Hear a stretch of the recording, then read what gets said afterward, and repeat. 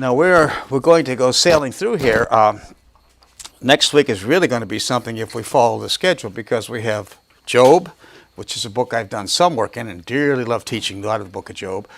And that's 42 chapters plus 150 chapters of the book of Proverbs, plus another 32 chapters of, or rather 150 of Psalm and 31 of, so you have like 220 some chapters that I should do next week. That's a lot of material. Now, we can do it, but the way we're going to do it is we're going to just have to, and that's what we're doing here. I wish we had time to go into more things. There's just so much that we're just skipping over, and we're just picking out some of the highlights and trying to give you an overview and a basic feel for the book. What you're getting into now is, now we're moving beyond the final destruction of Jerusalem. Now, I put these kings' names up here because they're going to be important. This right here is 536. This is going to be the date when the people go back to the land of Israel, 536 BC, and it's under this king Cyrus.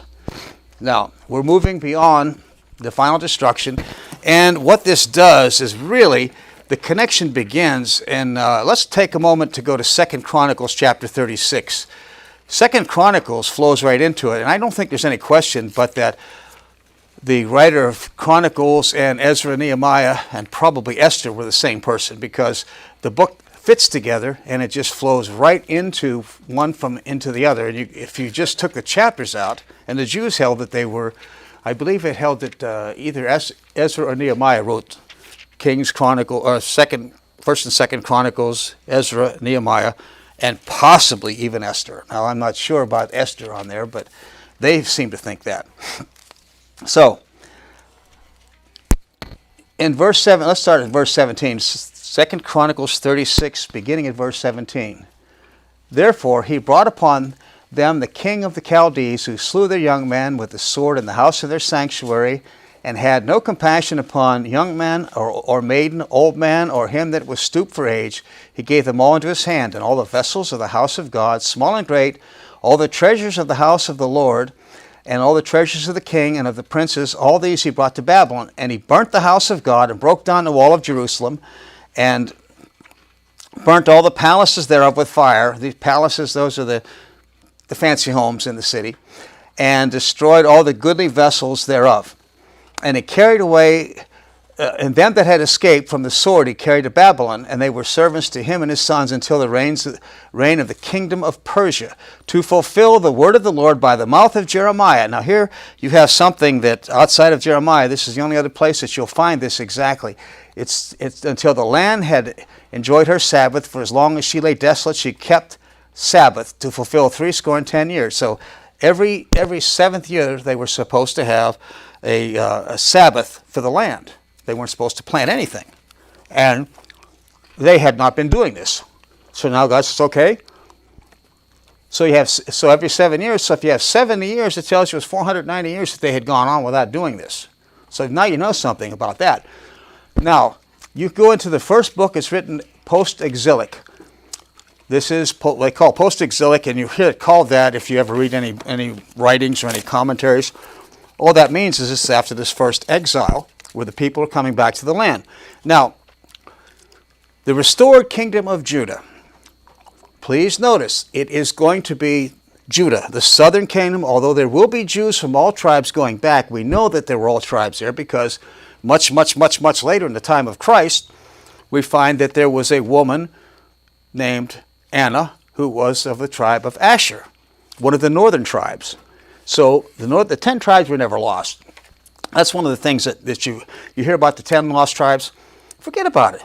If you have Anna in the book of Luke, that came after Simeon came, and Luke to see Christ at his birth, and she's from the tribe of Asher, then there were people from the line of Asher still around in Christ's time.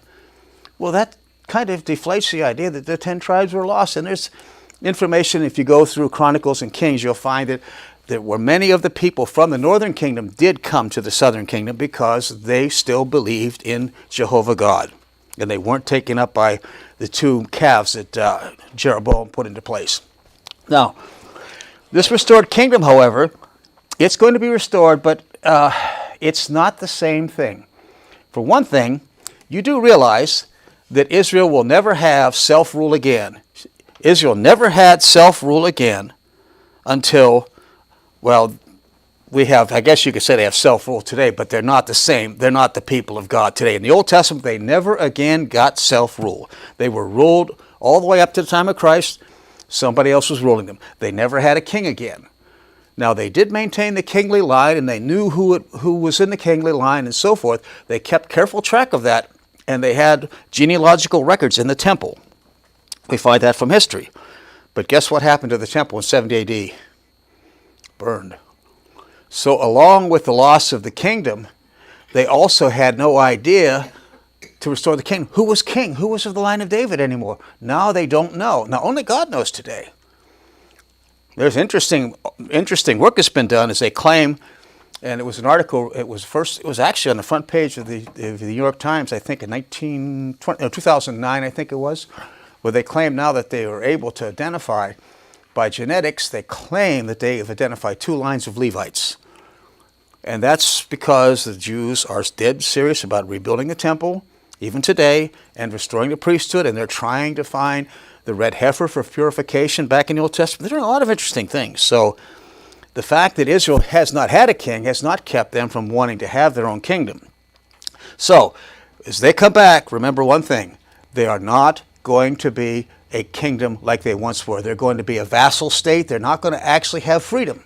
And you're going to read that if you read through. We don't have time to go through all the details, but if you read through Ezra, there's a clear recognition of the fact that they're restored. They have some degree of freedom, but they're not ruling themselves anymore. And they never will again. It's not going to be until Messiah. Then they're going to have their government back. So when we get to the book of Ezra, we start off. Now the interesting thing about Ezra is that Ezra doesn't show up in this book actually until the 7th chapter. Out of 10 chapters, it's in the last 3 only. It records the information that happened in this time. So, Cyrus makes this decree in 536. Now, let's read what it says in the first couple verses. Now, in the first year of Cyrus the king of Persia, that the word of the Lord by Jeremiah might be fulfilled, the Lord stirred up the spirit of Cyrus the king of Persia, that he made a proclamation throughout his kingdom and put it in writing. Now, history tells us it's actually 536. He was ruling some smaller areas, but the real heart of the Persian Empire, he didn't start ruling until about this time in here. He was ruling minor kingdoms, and whenever Persia became, the Medes and Persians became the big state they were, about that time. So in his first year, around 536, thus saith, verse 2, thus says Cyrus, king of Persia, the Lord God of heaven has given me all the kingdoms of the earth, and he's charged me to build him a house at Jerusalem, which is in Judah. Who is there among you of his people? His God be with him, and let him go to Jerusalem, which is in Judah, and build the house of the Lord God of Israel. He is God, which is in Jerusalem. Now let's just stop there for a moment. Do you think this man was a believer? It's interesting to note, in your outline, you will notice that Cyrus was predicted by name, and you can see the references in Isaiah, about 150 to 170 years before his birth. That's why unbelievers and the liberal skeptics want to make Isaiah a split book and say the second half was written much, much, much later, because there's no way that anybody could have predicted, man, 170 years. No, it had to be written after the fact. Well, if you're an unbeliever, you can go there, but I'm not an unbeliever, and most of us aren't, I trust. So I believe 170 years before. Now, was this man then a believer? Well, let's look at the evidence. The Scripture doesn't say, and I wish sometimes that there were places that the Scripture would come right out and say that this guy was a believer. Well, what does the evidence suggest? Now, I can't say for sure. I have an opinion. My opinion is that he was a believer.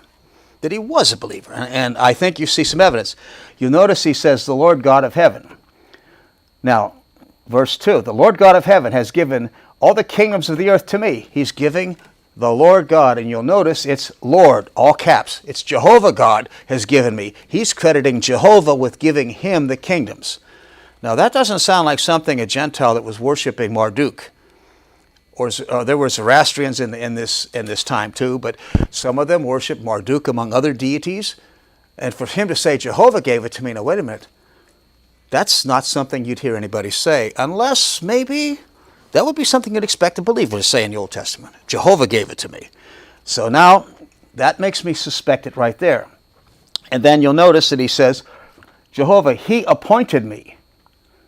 So it sounds as though he had some kind of a relationship or understanding that God communicated to him and must have spoken to him in some fashion or appeared to him. If there was an appearance, it would have been the pre-incarnate. It would have been the pre-incarnate Son. It'd be a theophany or a weophany, as we would like to call it, the appearance of the Son of God before his embodiment at his birth and so forth. He would appear to people. It may very well have been that the second person of deity appeared to this man because it says he appointed me.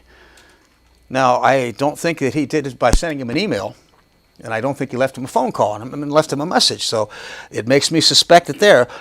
But I think the biggest single factor here is you'll notice toward the end of verse 3, and build the house of the Lord God of Israel. He is the God. Now there is a definite article in the Hebrew text. I double checked this to make sure there is a definite. He is the God. Now what does that sound like? He's not a God. He's the God. Now there's a little something here you should think about. Do you remember in the Ten Commandments, the first one, you shall have no other gods before me? You could have other gods, but none of them were before Jehovah. And this man said, Jehovah is the God. He was putting Jehovah first. He may have believed in others, but he put Jehovah first. What do you folks think? I'd say that I would tip the scale in the favor of saying this man was a believer. A Gentile believer? I think so. And I think when we get into Daniel and we look a little bit going through there at Nebuchadnezzar, guess what? I think Nebuchadnezzar had a 7-year training course. 7 years, and he learned something, and he got the message. He was a slow learner. I don't think Cyrus had to go through that, but he did get the message. So I think you have two great men that were believers. Now we might say, well, why didn't he do this and why did he do that? Wait a minute. He didn't have any scripture. He was not a Jew. And the place for Gentiles that believed in the Old Testament, they were kind of still left out. They really didn't have any particular part in the program of God unless they became a proselyte and he's a king. He's not going to do that. He's not going to give up and go with these people back and give up his kingship. So I do believe, in my opinion, this man was likely a believer. And so now you have the first post-exilic prophet, or historical book written. But now remember, the interesting factor here is it's only toward the very end of all this that you're going to actually see Ezra come on the scene. And Ezra is going to come as a Jew. He's a priest, and he's also a scribe. Now, and this is where many people credit the beginning of what they call the Scribal System within Israel. You had, by the original intent was that the priests were supposed to be the ones that taught the law, among other things. Or Levites too. They would have priests or Levites be the ones that were teachers of the law. But as time went on, there were an awful lot of unbelieving priests, probably a lot more than there were believing. And so what happened was there were some individuals who rose up and who studied the law and who became capable of teaching it, and they weren't necessarily Levites. They weren't necessarily priests. They were other tribes. So when you get to the Gospels, where Kevin is, you'll find it talks about the Levites or talks about the Pharisees, the Sadducees. It talks about the scribes. Well, the scribes are just a bunch of learned men who knew the Old Testament, and they were capable of teaching it. They would be kind of like rabbis today, because rabbis today, they can't trace their lineage anyway. And by the way, interesting little bit of information there. The European Jews, or they call them you can look this up, Ashkenazi, are actually biologically not Jews. But they are converts in the past, and they've had a long history, 1,000 years in some cases or more. And the real ones are called the Sephardic Jews, and they're mostly in North Africa and out through the Middle East. It's such an interesting little conundrum there. That's one that Kevin and I have been talking about, and we haven't decided what part they're going to have in the future program, because they are Jews by conversion, Jews by advantage, because it was an advantage to be a Jew in some places, and so they joined up being Jews because there was an advantage money. So it's very interesting. There's a lot that goes on that we don't see underneath the surface back here and all the way up into the time of Christ and beyond. So we find in the second chapter you have a big long list of individuals that come back to the land, and it looks impressive, but just remember that this was really essentially like a drop in the bucket. of what went out, of the people that went out. And so they did have a fair number of people. Now, you'll notice in the third chapter, when we get to the third chapter, now we see things beginning to happen.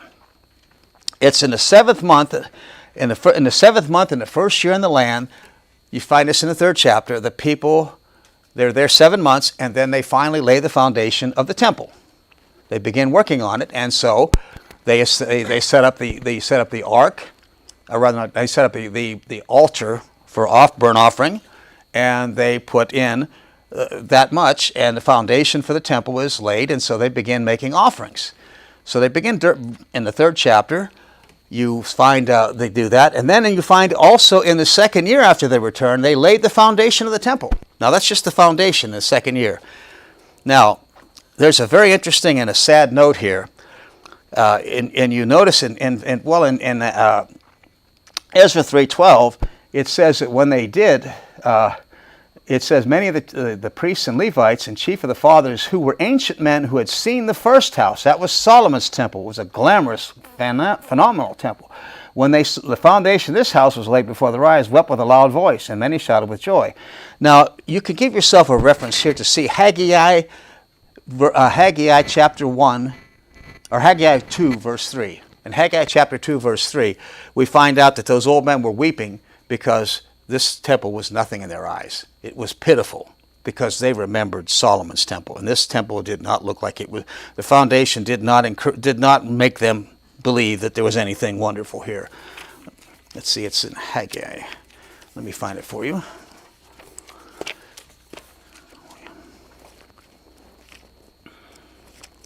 Okay. Haggai 2, let's see. This is a test of how well you know your Bible, if you can find Haggai. It's one of the minor prophets. It says, verse 2 and verse 3. Now, Zerubbabel was going to be the prime mover in getting the temple. He was a priest, probably should have been regarded chief priest, although he's not called that.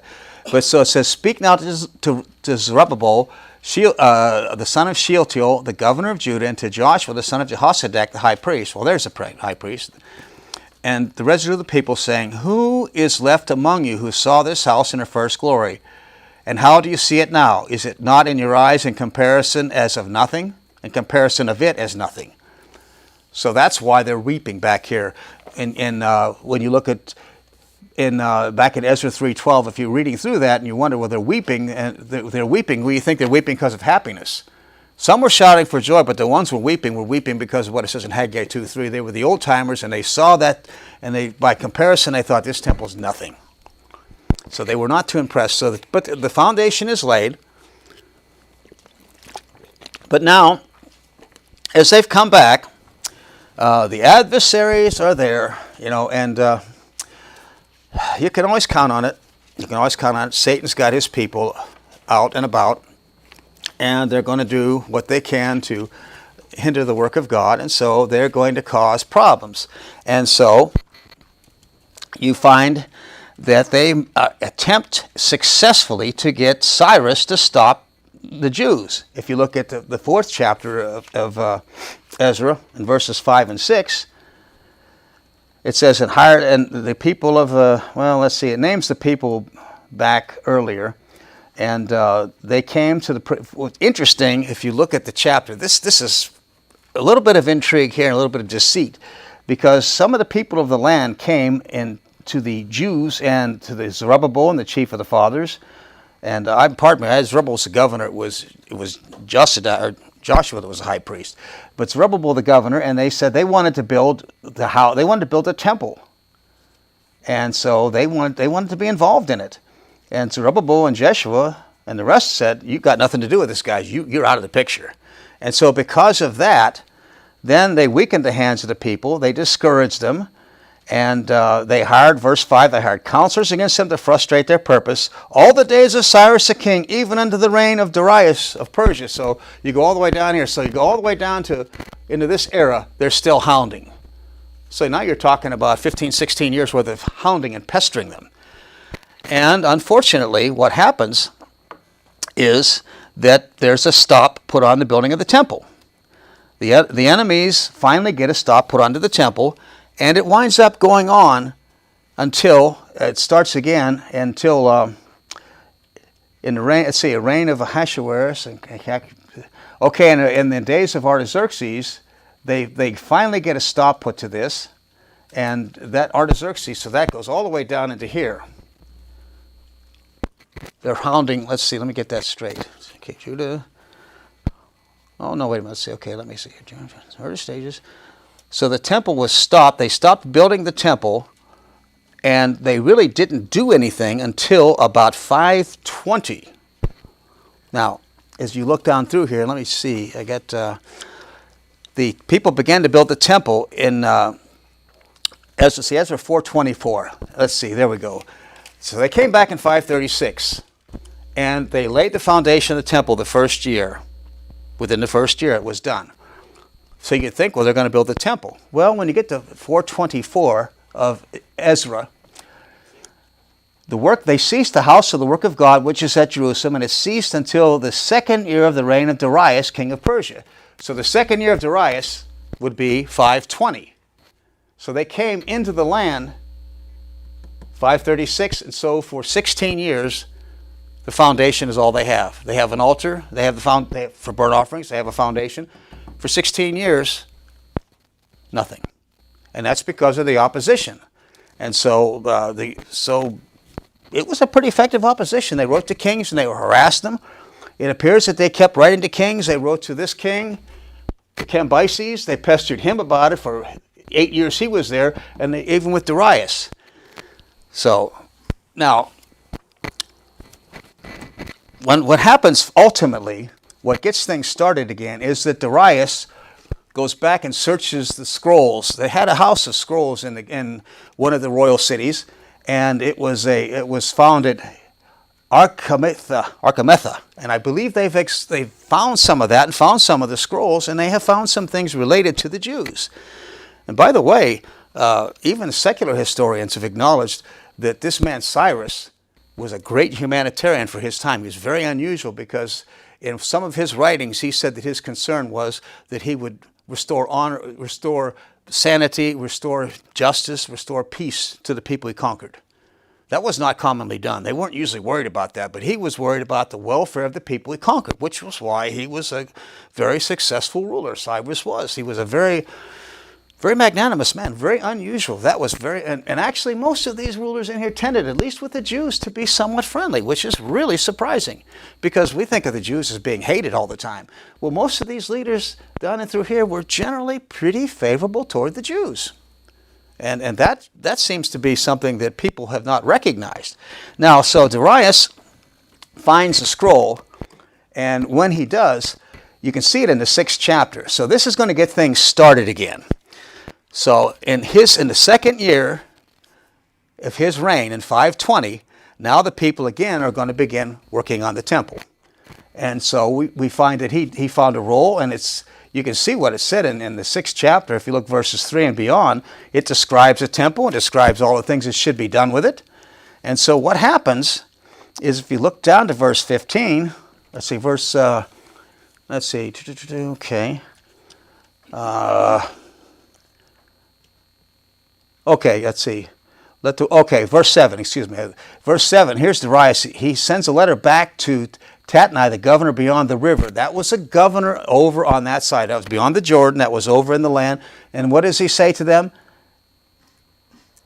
Let the work of this house of God alone. Let the governor of the Jews and the elders of the Jews build this house of God in its place. Moreover, I make a decree that you shall do to the elders what you shall do to the elders for the building of the house of God and the king's goods, even the tribute beyond the river. Forthwith expenses shall be given to these men; they shall not be hindered. And it goes on and explains some of the things.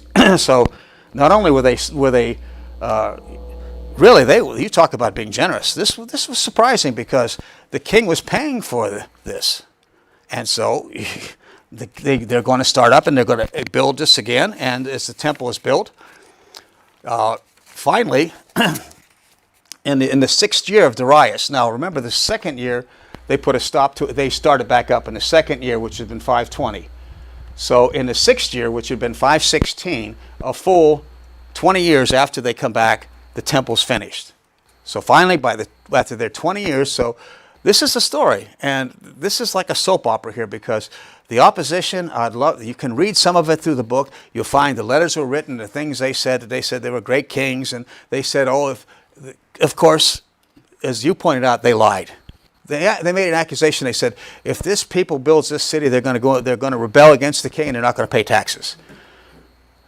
Those people, when they went back, they were a small handful of people. They didn't have an army. It was about the most ridiculous thing you could say. These ragtag people had no army. They had no leadership of any kind. It was military, and you're going up against Cyrus and these other men, Cambyses, Darius. These were kings that were warriors. They were successful. They weren't going to, but that was some of it. It's like a soap opera, and it illustrates one thing Pastor said in that one Sunday school class, and that one really stood out when he's talking about the truth. He said, what people that don't want the truth is they're going to lie. They're going to lie about you. They're going to say things that aren't true. They're going to make up something that has nothing, and this is the case in point. These people were not in any position to revolt, and yet these critics, their enemies, said, they're going to do it. If they build this city, they will not pay taxes anymore. Well, you can't. Anytime you say to anybody in government, somebody doesn't want to pay taxes, you're going to get some response. You can have a lot of other problems, but if you say these people are taxpayers and they won't pay taxes, something will happen then. Some things never change. So, now we have the temple is built. Now, the story is going to move, and actually what is interesting is that the story is going to overlap somewhat with Xerxes, who was the Ahasuerus of Esther, because there's going to be, these events are going to overlap. Although Esther was not involved in any way, what is fascinating to me is that the book of Esther, because there's going to be some involvement in the time of Artaxerxes, which is even after Ahasuerus is off the throne and dead and gone. Ahasuerus had a 20-year rule, which at that time was about as good as you were going to get.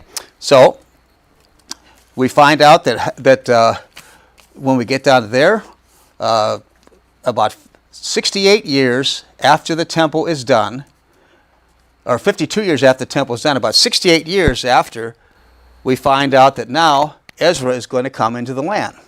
And we find that out when it talks about him, and he's going to come from a letter with Artaxerxes. And so Artaxerxes is all the way down here. So if he gets a letter from Artaxerxes to give him rights to go back into the land, well, the temple was finished about 520. So you got about 58 more years. So there's quite a bit of time in here. So you might not have realized it, but this is not all compact together. There's a lot of time here. 536, and then you have all the way down to 520 till the temple is finally finished. And then you have all the way down into here, about 458, in the calculations I came up with, is when Artaxerxes gave leave to this man to come, and he gave him authority to collect timber to build the gates and so forth for the city. And so, let's see if I have the exact date in here, where he said the exact year of it. First day of the 5th month, okay. Well, I can't, there's so much in here. Let's see. So anyway, he does show up, and now as Ezra is involved, he comes down now, and so you might have thought that Ezra was involved in restoring the temple. No, he comes a long time after it's been done. So now what in the world is Ezra going to do when he comes? Well, when he comes here, now he's a priest, and it's interesting because he comes through Phinehas, who was a direct descendant of Aaron, so he would have been eligible to be a priest, even a high priest. But he's a scribe on top of that. So he came, and he brought the people to he did something different for the people. He brought them back to recognizing what they should be doing. His influence on the people was such that they, as a result of what he did, they made a covenant that they were going to keep the law. And you find that. Now, we're skipping over a lot of things, but he has an interesting prayer that you can read in the 9th chapter of this man. He was heartbroken with what he saw, because he saw, among other things, the big problem that was going on was that the people that had come back to the land they weren't doing anything according to the law. They still weren't. And so he's going to pour his heart out to God in the 9th chapter, and you can read it. And he even says we were bondmen, verse 9 of the 9th chapter, and they still are bondmen. And he sees these people, they're not keeping the Sabbath like they're supposed to. They are not staying pure. They're marrying Gentiles. They're getting intermixed with the people of the land. They weren't supposed to do that. They weren't doing anything that they were supposed to. And so because of his influence on them, he begins to teach the law. We find that he does teach the law to the people. He begins to do that.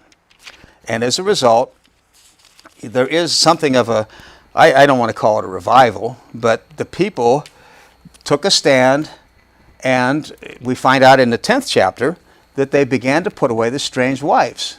And even with the priests, there were quite a few priests and that was really a problem, that were intermarried. And so they got rid of all them. So this was quite a story. There was so much that happened in this whole book that it's hard to keep track of it all. But if you keep in mind the key points, you get 536 is when they're allowed to come back to the land. And this was not a big number of people. And remember, they're going to come back, and they're not ever going to have their own rule again. They're never going to have self-rule. And then they're going to finally, around 520, really start on the temple.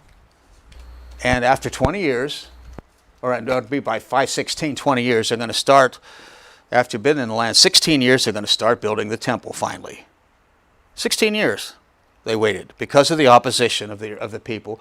And then finally 20 years later, then now the temple's built, and then all the way down in here, Ezra, who the book is titled, is going to come and teach the law and begin teaching the law to the people.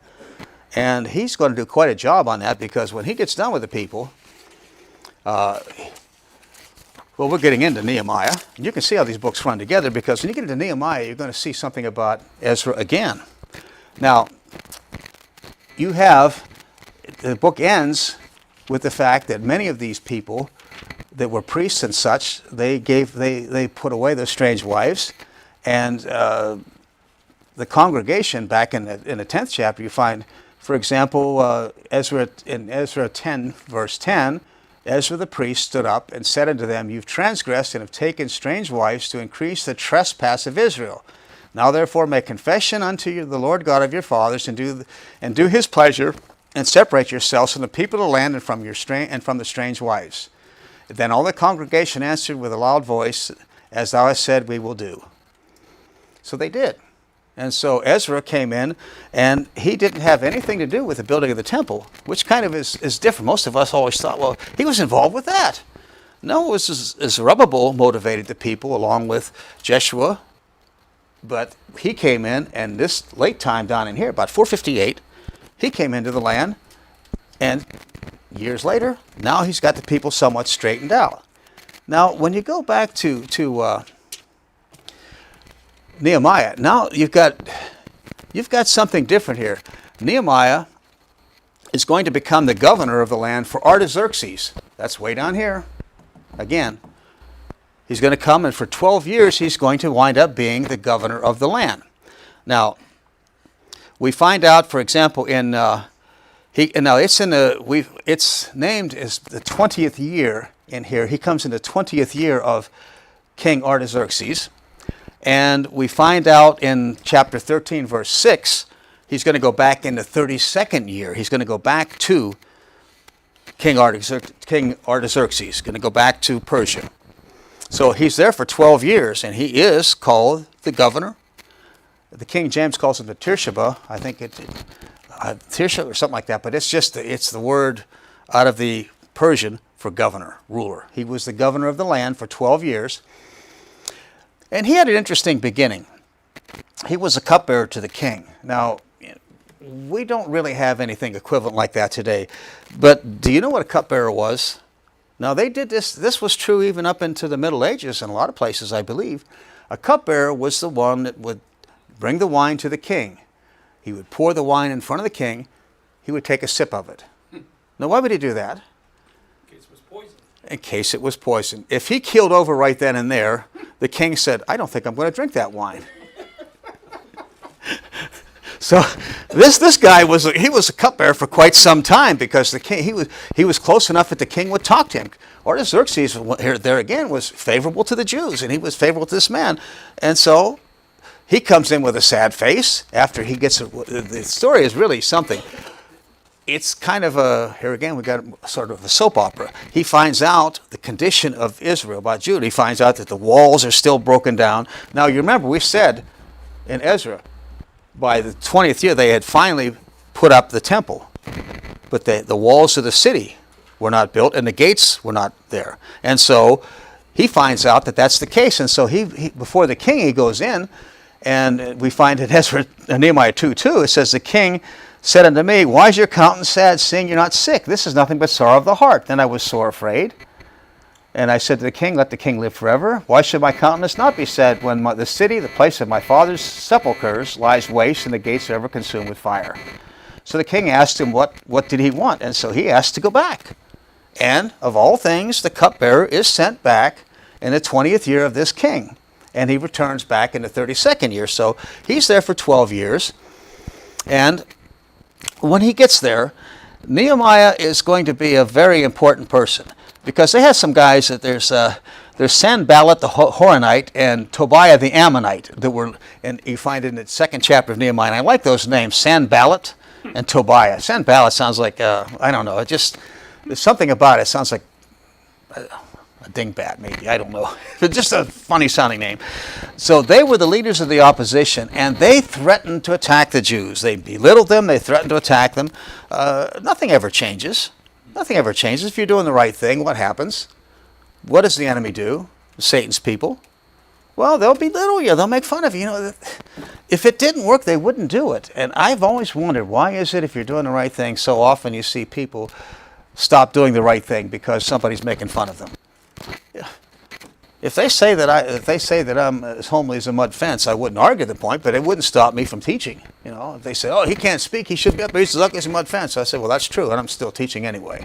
I mean, I don't understand why the opposition, the belittling, but that was what happened, and so they began to work on the wall. And so Nehemiah, if you find in the 4th chapter, Nehemiah motivated the people to defend themselves because the enemies threatened to attack them. Now that was against Persian law, and the Persians, if they knew about it, would have probably done something, but of course they didn't have the internet, they didn't have cell phones, and they couldn't text and say, hey, this is happening. So these enemies of the Jews had no problem. They said, we're going to attack you. So it was finally, Nehemiah organized them and said, look at you guys, you're going to have to fight and defend yourselves. So they actually were building the wall, and they would have swords. They were carrying their weapons with them, and they'd also have individuals standing watch. And they had a system as they were building the wall and they were spreading out further. They had a system where they would blow an alarm and call all the people together if they needed to. And so Nehemiah organized and says, guys, we're going to do this. And so because Nehemiah kept on the people and got behind him, they did something that was kind of unbelievable. Now, I know the city of Jerusalem is not as big as some of the cities today, but they rebuilt the wall and hung the gate. They rebuilt the whole wall in 52 days. Now, that's no small accomplishment. If you've ever seen a map in your Bible of the old city of Jerusalem, it was a pretty good-sized city, and they had manual labor. They didn't have forklifts and power cranes, and they didn't have power equipment. They were doing this all by hand. And so they rebuilt the wall in 52 days. And so, of course, the enemies were not happy with that. And so, as this is going on, now we find out that Ezra is going to be on the scene. He's mentioned here. And Nehemiah restores the observation of the Sabbath. They hadn't been observing it. He's going to restore it after the walls and gates were finished. You find that in the 7th chapter. So now, for the first time, they're going to go back. And this is way down here. They've been in the land probably 80 years by this point, and they haven't been keeping the Sabbath, among other things. So now that problem is corrected when the gates are hung. And then we have the real high water mark here. In the 8th chapter, you find out that here's Nehemiah. And who's he writing about? Well, guess who's here? Ezra. And Ezra gets up, and now we know what we saw in the last book. It wasn't mentioned there, and so it really is here. I shouldn't have mentioned it back there, but we find out that he made a pulpit of wood, And he stood up above the people, and he had priests and Levites on the stage with him. And he stood up and he was reading the law. And what he does is he says that he explains the law to the people. And in verse 8, it says this in Nehemiah 8:8. And so they read in the book of the law distinctly and gave the sense and caused them to understand the reading. So Nehemiah got up there, and he had helpers that would go out, and these were other men that knew the law, and they were with him, and so they went out into the crowd, and they were helping individuals within the crowd. But he was up there explaining it, giving the sense. Now, giving the sense means nothing other to me than he was teaching what it meant. Because remember, these people have been in captivity for 70 years, and now 80 years after that, for 150 years, there hasn't been a whole lot of teaching of the law going on. Do you realize for 150 years, nobody was probably teaching much of the law? Maybe a few people here and there would study it. But the nation of Israel, the people themselves, they weren't teaching anything. And I don't believe that we can have any evidence that in Babylon or in Persia that there were synagogues. Now, if there had been synagogues, I would say maybe there was something teaching, but there's no record of it. As far as I know, there's no reason to say that the law was being taught because it would have been synagogues or learning centers, and they weren't there. Because the Jews were taken captive, and a lot of them were slaves. They didn't have all kinds of authority to do stuff. So now when they're getting the law taught to them, this has got to be something new. And so they spend a lot of time teaching them the law, and as a result, we find in verses they take an oath, and you can find it in Ezra chapter 10, verses 28 through 39. Now, we don't have time to read it because our time is getting away from us quickly. But you find out that they take an oath. They decide that they are going to do what the law says. They make an oath, and they decide to keep all the law. And we find in verse 29, it says, verse 29 is the key verse in this section of Ezra, or rather Nehemiah. Ezra's teaching, Nehemiah's writing. Okay, so it's 10:29 of Nehemiah. I'm looking right at it and I'm saying Ezra. How about that? They clave to their brethren, the nobles, and they entered a curse and an oath to walk in God's law, which was given by Moses, the servant of God, and to observe and do all the commandments of the Lord and Jehovah our Lord, and his judgments and his statutes. That's all the parts of the law. You had judgments, you had statutes, you had commandments, and they're going to do all of them, and the law. So now they're going to do them. So this is what Ezra accomplished. This was Ezra's real goal. Nehemiah's goal was the fact that he was the one that motivated the people to get the walls built, to get those put up. And so now you have a semblance of a real country, a real nation again. But it's taken them about 80 years to do it. It's about an 80-year project. So this didn't happen overnight. So when you read these things, and it all is condensed, you think, well, this happened overnight. But if you start looking at the dates in here, you find out from 536 all the way down to this reign here, you're getting 70, 80 years into it before things are done. And even then, they still had their problems. Nehemiah really, he had a lot of problems. One interesting thing before we leave the subject, we have to go on to Esther real quick.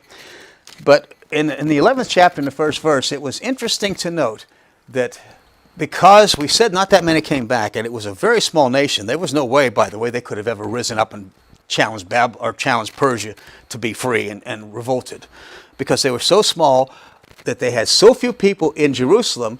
We find out in 11:1 of Nehemiah that 1 out of every 10 people agreed to dwell in Jerusalem, even though they didn't belong in Jerusalem. Because the actual people that belonged in Jerusalem that had come back, that were descendants of those who had been there, and there were so few of them, that they didn't have hardly anything. So 1 out of 10 people had to come and agree to stay there. And I think that's rather remarkable, and it shows you that there wasn't very much going on. So when this nation we talk about the restoration, don't go thinking, folks, that it's the glory years and they're all back to this big nation. It was just a handful of people. So small that you had to have 1 out of every 10 agree to live in Jerusalem, so Jerusalem didn't look like it was empty. Because the evidence was, and you can read through here and you'll find out that there were so many houses that were empty that it was just mind-boggling. The city was like a ghost town, even though there were people there. So they put more people in. And I don't think really, in all honesty, even at that, I don't believe that the city was that well filled up. Well, I hate to leave this book. We didn't do it justice. I mean, Nehemiah's got so many fascinating things in here. You'll find out there's one that's almost a humorous section in the 13th chapter as we leave the book. After the walls were put back up and the gates were hung back up, the merchants from Tyre that were selling fish would keep coming on the Sabbath. And so Nehemiah gets up on the wall and says to them, he says, verse 21 of Nehemiah 13. This is almost comical. I have to read this for you. Then I testified against them and said unto them, why do you lodge about the wall? If you do so again, I will lay hands on you. From that time they came forth no more on the Sabbath. So these merchants kept coming because the Jews had been, they had been not observing the Sabbath. And so Nehemiah made sure the gates of the city were locked on the Sabbath. Nobody went out. And these merchants were out there. And so he says, you keep coming, I'm going to lay hands on you. That's almost comical, but it wasn't meant to be comical. And, of course, it solved the problem. And so there's some other things in here that you could read about. It's just fascinating. He found out, for example, that some of the Jews had married wives of Ashdod and Ammon, and they couldn't even speak Hebrew anymore. They didn't even know the language. So there was a lot of house cleaning to still do, but it was a beginning. And so now you have the nation back together. No king. They're never going to have a king again. It's a small, beleaguered land. They're very poor. They're taxed. They were being taxed. And so they weren't going to be rich for a long time. And it was quite a few years. Well, even up until the time of Christ, I don't think they ever really had restored their dignity, the size, the grandeur that they once had had. They never got back any of that. So there was a price. Even though they were restored, sin sometimes has consequences. We can be forgiven for sin today, and it kind of makes me think about what happens to us. We can commit sin, and God forgives us, and we shouldn't be feeling guilty, like, did God really forgive me? But sometimes there are consequences of what I've done or what you've done in sin that make things a little different. That you've lost something, that you don't have maybe the respect of other people, or a good example is there have been pastors that have done immoral things and gone off into immorality and run off with their secretary. And they're forgiven, but you know what? Most of them never pastor again. At least they shouldn't in my book. They shouldn't. And so they're forgiven, but it cost them something. And Israel it cost them something, all right. They never became the nation they once were. They never ruled themselves again. They never did. Now today you can say they're ruling themselves, but this is not the nation of Israel. There's more Jews in New York City or in Los Angeles than there are in Palestine. Check the statistics. You can find that out. There are more Jews in either New York or if you want to see something, when they have the Feast of Tabernacles, where the people are supposed to live in booths, you go to New York City, you can see them doing that all over the place. You can go online, go on the internet and check me out on that and see. If you go with the Hasidic Jews, especially in New York City, there's a section, and they will be out there in the street. You'll see they're fancy things. I mean, the booths that they were living in are nothing like the booths of the Jews. They have air conditioning, they have TV, they have all kinds of stuff, but they still do it. So I mean, it's fascinating to look at. Well, let's take a quick look at Esther. The book of Esther. This is during the reign of Xerxes. He's known in history, so if you want to know something about him, there's a lot written about this man if you go on the internet and look under Xerxes. Now, the Jewish name was Ahasuerus, but the name that he's recognized is Xerxes. And so he's the son of Darius, which that gives him some pretty good. Darius was a powerful king. Actually, all of those men up there were. Cambyses was probably the weakest of them up there, but even so, they were strong kings, and this was the glory of the empire. Right in through here, when you get to Ahasuerus, this is the zenith of the power of the Medo-Persian Empire. This was their height. They lasted a lot longer than Babylon, and they really were magnificent. When you read in Esther all the things that's said about them, we can't go through them all, but you read this, and the description of the things that they had. This was a very glamorous, magnificent, rich, powerful empire. And you can see it on a map, and it was all the way over from India, all over North Africa, over into India. Big, big country. 127 provinces. Now, what do we know about this man? Well, during the reign of Ahasuerus, During his reign, the temple was up, but the city had not really been rebuilt. There was still some things that weren't done. And so there's going to be the Jews that are here. I was saying to Pastor Kevin before we started, the Jews that were here could have gone back to the land of Palestine. They could have gone back, but these are Jews that didn't. There were an awful lot that didn't go back. In fact, I would dare say, from what I can gather, there were more that stayed than went back. It looks like there were some that went back, yeah, sure. But it was probably maybe 10, 20%, maybe a quarter of the people that could have gone back. That's my guesstimation. I can't prove that. But so this story has a really, really, really interesting beginning to it. It's in his third year. In his third year, now this would have been about 483, his third year. Vashti, the queen, refuses to come when the king calls him to come.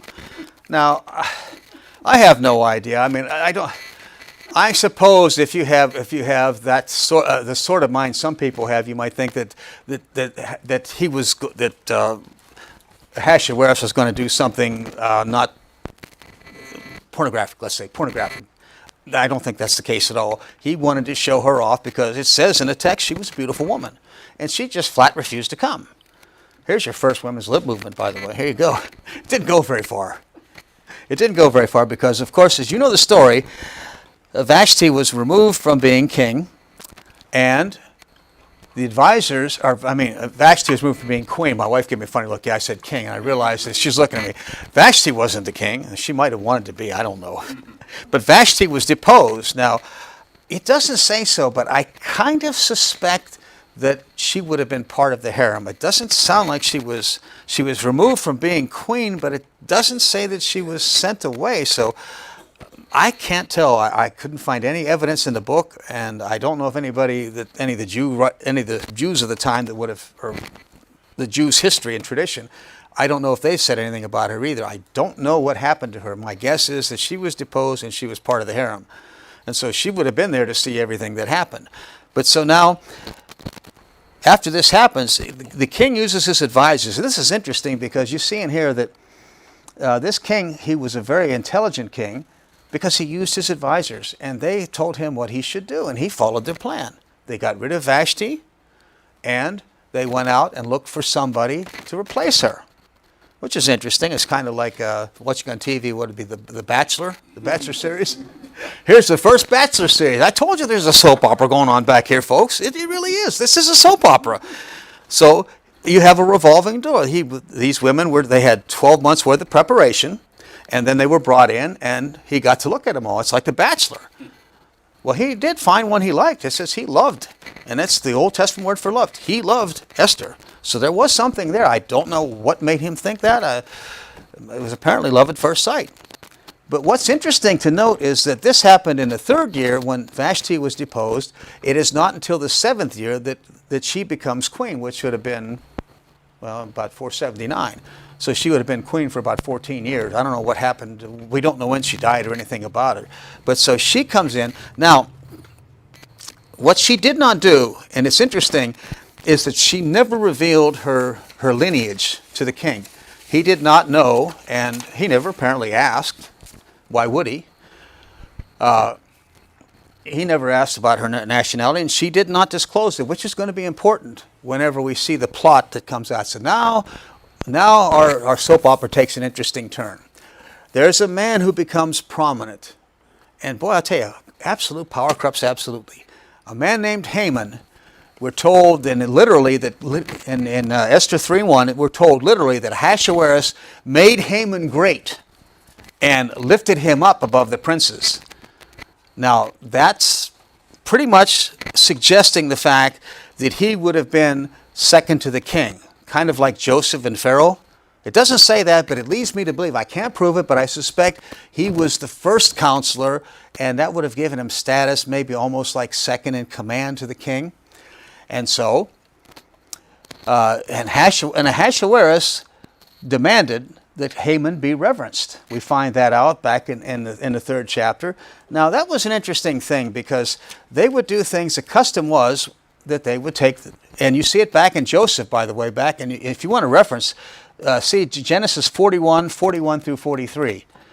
Because Joseph was made second to Pharaoh. And it describes exactly what was done. He was put on a chariot. He was given fine raiment. He was given some of the king's gold. And they rode him to the chariot, and they shouted, bow the knee, reverence. You get down on your face when this guy goes by. He's second. Bow the knee. Now that is what was supposed to have been done for this man. And it says that in, it says all the king's, this is Nehemiah, or Esther 3. I've got to get in the right book. He was advanced, and the king's servants, 3:2, and they bowed and reverenced him, for the king had so commanded concerning him.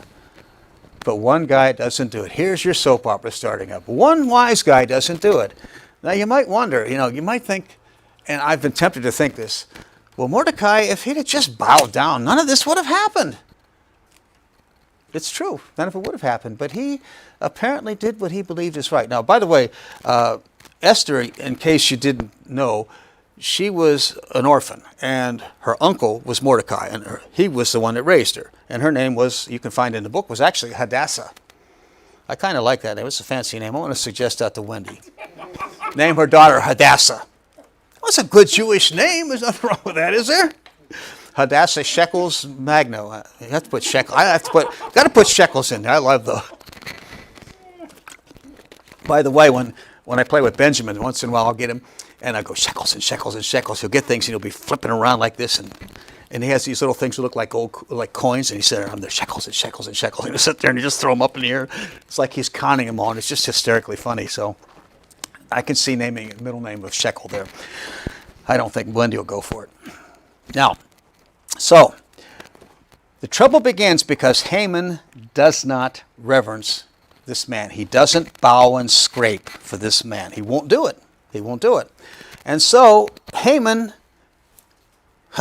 this is a good guy. He decides, now this actually is about the 12th year of his rule. So this is way in here. And he's decided he's not just going to take this man out. This is where Haman is bad. I mean, he's wicked. It'd be one thing you could understand if he wanted to get rid of Mordecai for not bowing down, but he finds out Mordecai's a Jew, and guess what? If you know the story, he decides he's going to get rid of all the Jews. Now, I wonder, have anybody got a suggestion of who might have been pushing Haman to do this? You think maybe Satan was involved? I mean, Satan's only tried umpteen times to get rid of the Jews. He tried Adolf Hitler. Yasser Arafat's dream was to push when he was alive, he had a dream to push Israel into the sea. He wanted to exterminate them all. This isn't the first time that happened, but here's a case in point. So Mordecai, he was a Jew. And so our buddy here, he has a real slick trick. He went to the king and he made up a nice fat lie. Of course he did. He made up a lie. And you see it in Esther 3, verse 8. You can read. Let me read it for you. And Haman said unto the king Ahasuerus, there is a certain people scattered abroad and dispersed among the people in all the provinces of thy kingdom, and their laws are diverse from all people, neither keep they the king's laws. And therefore it is not for the king's profit to suffer them, to put up with it. That wasn't true. It says their laws are different from all people. Now, do you think that the king wouldn't have known about that at some point prior to this? Do you think the king would have tolerated that if he'd known about it? It's a flat-out lie. And see, here you see, this is a vivid illustration of what Pastor was talking about. And I really like that Sunday school class. You should go back. Do you remember the date of it? It's one that you should, if you didn't hear it, it was a few weeks back that he taught one, and he was talking about telling the truth and lying. And it was outstanding. It was really a terrific lesson, and you should go back and listen to it, because the truth is that when people reject the truth, they will typically make up a lie and try and defraud you, try and blackball you, try and make you look like the bad person. And so he goes in and he says, well, that's not true at all. There were a few things that they didn't do. They wouldn't bow down and worship some of their pagan gods. But that was a small thing. That was not the same thing as saying they weren't keeping the law. They weren't keeping any of your laws. No, that wasn't true. So what does Haman do? Well, Haman tells the king that he should do something about it. And so the king, we find out in Esther 3:10, the king hands his ring to him and says, do what you say. Now, that's interesting. It shows that Haman was trusted. He must have really been trusted, because the king didn't even bother to check out on this. Did he ask? No, this was his most trusted man. It says that. So he handed him his ring, which once the law of the Medes and Persians was set in place, do you remember the story? You don't change it. Even the king couldn't change his own law, which is interesting, because Nebuchadnezzar wouldn't have tolerated that. No, he wouldn't have done that. He made his laws up as he went. But the law of the Medes and Persians, it couldn't be changed. So now you've got a big problem on your hands, because now in the month of Adar, which is in March, it's like Easter. It's it depends on the year. It floats in the 14th and 15th of Adar, which was when this decree was to be carried out, when the people were supposed to go out and kill the Jews. That correlates with March. It would be somewhere in March. It could be anywhere from the 1st of March to like the 25th. Depends. I was looking at it just this afternoon, and I was surprised. I thought it would be a closer date, but it's somewhere in the month of March. So this was set out, and it was going to be in the month of March. And there was some time left, and so these letters are sent all over the place, and the people were perplexed. They couldn't figure out what was going on. That shows you that wasn't true. The people knew it wasn't right. The people were perplexed. It says that in the capital city. So they went out, and so now Mordecai is in a real fit. But the story's not over for Mordecai. He's going to get there's going to be a real dig here. And I love the one part that's coming up. Pastor's smiling because he knows where we're going. While this plot is brewing, in the meantime, Mordecai has gone and sent word to Hadassah, to Esther, the queen, and told her what was going to happen. She didn't know. So apparently she was a, shall we say, trophy wife, I guess. I don't know if people call her that, but she didn't know. And so now she was in jeopardy because she was a Jew. And they'd have had a right, by that law, they would have had a right to kill her. Her life was in peril. And so her uncle sends to her and says, well, if you don't do something, help is going to come from somewhere else. And it said, and his famous words were, who knows if you didn't come into the kingdom for just that reason? And that is true. That's probably the whole reason she was here, to save her people. So what she does is 2 days in a row, she goes to the king, and this is something. She risked her life. In Esther chapter 4:11, let me read this to you. You can turn if you want while we're reading it. All the king's servants and all the people of the king's provinces do know that whosoever, whether man or woman, shall come unto the king in the inner court, who is not called, there is but one law of his to put him to death, except him to whom the king shall hold out the golden scepter that he may live. But I have not been called to come unto the king these 30 days. So this is Esther speaking to Mordecai. But Mordecai says, if you don't do anything, you're going to go. You're going to die. You're going to go either way. I mean, it's pretty much. So she did go in, and so, of course, the king, Ahasuerus, holds out the scepter, and he says, what's your request? And so she makes a request. It's an interesting request. She said, I want you and Haman to come to a banquet that I'm going to prepare tomorrow. And so when they come to the banquet, the king says, what's your request? And he says, I want you to come to the banquet I'm going to prepare tomorrow. Now, between those days, Haman goes out, and Haman's thinking, man, I'm really hot stuff. I'm invited. The queen wanted me with the king. Just us two. I'm hot stuff. I'm a celebrity. In the meantime, he goes out, and here's where the story is real. This is good. This is the part that you've got to like. When he goes out, he sees Mordecai, and he's just incensed when he sees Mordecai. And so when he goes home, his wife suggests something to him. And this is really interesting. His wife and his friends say, build a gallows 50 cubits, 75 feet high, and hang Mordecai on it. So, of course, he was going to do that. So Haman does that. He's a wealthy man. He can afford to do that. Now, the next morning when he comes in, something interesting has happened. He comes in early in the morning. He's the first one in the court, and guess what's happened? The king couldn't sleep, so he had somebody bring in the scrolls from the records, the journal, and read to him. And he found out there was a man named Mordecai, and he knew who that was, who had warned him that two of the servants were going to assassinate the king. They're going to kill him. And so he said to the person reading the book, well, what's been done to honor this man? I said, nothing. So then the king says, who's in the court? Haman. So he brings Haman and says, what should we do for the man that the king delights to honor? And it says Haman was thinking, well, who would be more than me? So he gives him this grand, put him on the king's horse. Let's see, what did he do? Let me read what it says. It's just great. He really wanted, let's see.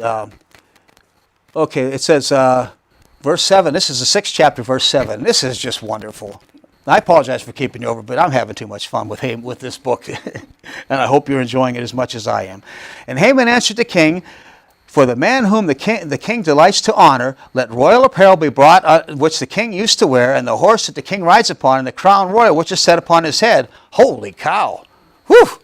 You're talking big stuff here. And let the apparel and horse be delivered into the hand of one of the king's most noble princes, that he may array the man withal whom the king delights to honor, and let him bring him on horseback through the streets of the city, and proclaim before him, thus shall it be done to the man whom the king delights to honor. Well, now, isn't that sweet? I love it. Look what happens. Verse 10, then the king said to Haman, make haste, take the apparel and the horse, as thou hast said, and do so to Mordecai the Jew. That's in the king's day. Oh, my. Oh, can you see? Now this soap opera has some really good twists in it. Now you've got a twist. Even if, I would have thought if I was Mordecai, even if I did get hanged, I would have said, I got the better of this guy, and he'll never get over what I did to him. He'll never get over this, and I don't think he ever would have if he lived to be 100. So he went home mourning. And so then the next day comes, and they go back in, and there's a second feast. And at the end, Esther tells the story. My people are going to be killed. They're scheduled to be killed. And the king says, who's done this horrible thing? Haman. Oh, boy. Now here you've got, so the king storms off, and this is good too. This soap opera is continuing. The king storms off in the courtyard. He's furious walking around. I can just imagine him saying, and in the meantime, here's poor Haman. He's terrified. He falls down on his knees, and he falls across the couch where Esther is sitting. And the king comes in and sees him down and says, he's assaulting the queen? Well, Haman's real. I mean, when things go wrong, they go wrong. And so some of the king's servants said, our buddy Haman here built a gallows for Mordecai. And the king says, hang him on it. What a fitting ending to a story, huh? Well, the story has a happy ending in the overall scheme of things. The law of the Medes and Persians could not be overturned. So the king could not overturn the fact that they were supposed to go out and attack the Jews. So Mordecai essentially he replaces Haman. And he's got the king's, he's already got the king's admiration for saving his life. And so they make up another edict that allows the Jews to defend themselves. And so as the story ends, you find out in this 9th chapter, verses 14 through 16, the Jews defended themselves, and they killed 75,000 of their enemies. Now, if they killed 75,000 men, how many Jews do you suppose would have been dead? Probably 75,000 or more. And of all things, a little poetic justice, Haman's 10 sons were hanged. He had 10 sons, and they were all hanged too. So, because of that, that's the origin of the Feast of Purim. It comes from a word that means lot. They cast the lot. And they'd cast a lot for the day, I guess, that they were going to kill the Jews, the 14th and 15th of Adar. And so that's the one feast that the Jews have that they keep that was not ordained by God personally. Mordecai issued the edict for the people to observe this, and it's caught on. Ever since, they have kept the Feast of Purim. It's the only feast that is not in the law of Moses. It's not commanded, but it is kept. And they do keep it to this day. And in this country, I believe they keep it as well as some of the other feasts. So, we went over time, and I do apologize for that, but when you go through 3 books, and we left out so much, but I hope you realize, when you look at the Old Testament, you're not looking at a bunch of dry, dull facts. This is a soap opera in places, and I mean that in the true sense of the word. There's so many turns. It's just so unexpected. This Haman is plotting something, and of all things, you could not plan a better twist than for him to come in and to make his statement about who the king should honor, how the king should honor him, and then to be the very man he's trying to get. You could not write a better script if you're a Hollywood writer. So when you read the Old Testament, folks, be prepared to be entertained. And I mean that, I don't mean that in a bad sense, I mean in a good sense. There is so much back here that will you can see God's hand at work. This all had to be God's work for Haman to wind up in the situation he was and to have to honor Mordecai in his life before he died. He had to give Mordecai more honor than Mordecai ever gave him. So when you read the Old Testament, read what's there and pay attention, ask some questions, and look at what's happening and realize this was a long period of history in these books. And this story that went on, and what we said about Nehemiah and Ezra, we didn't hardly do them justice, but when you read through there's a lot of intrigue that goes on and plotting back and forth between the enemies of the Jews and the Jews. And you'll come away and think to yourself, we have a great God if he took care of his people. Now all these people that plotted against him, all the way up to Haman, all of them, all the way through, you find somebody wants to kill the Jews. And yet they're still here, aren't they? You're still here. Even Hitler and